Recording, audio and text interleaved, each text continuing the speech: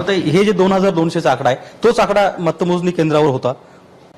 सगळे पत्रकार तिथे बसलेली मंडळी यांच्या हातामध्ये हे आकडे होते.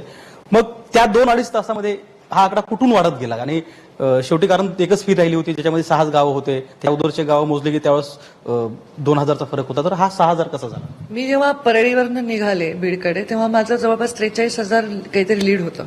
43,000 नंतर लीड कापून 10,000 कोणी पुढे जाण्यासाठी किमान त्याला 100% मतं त्या व्यक्तीलाच पडले पाहिजे, 60,000 तरी मतं पडले पाहिजे.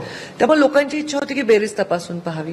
तर तेवढी आमची आता काय झालं तर हे मी नाही सांगू शकत, पण तो प्रश्नचिन्ह राहीलच आणि सगळीकडे रिकाउंटिंग झाली ते नाही होऊ शकली. एवढ्या लोकांच्या मनामध्ये थोडी सल राहिली, पण शेवटी डिग्निटीने आपला पराभव मान्य करणं हे मुंडे साहेबांनी आम्हाला शिकवलंय. आणि पराभवानंतर जास्त अजून चेहरा प्रसन्न ठेवून असून लोकांमध्ये जायचं असतं. कारण लोक आपल्यासाठी जे मरमर करतात त्यांना वाटलं नाही पाहिजे की आपला नेता डळमळ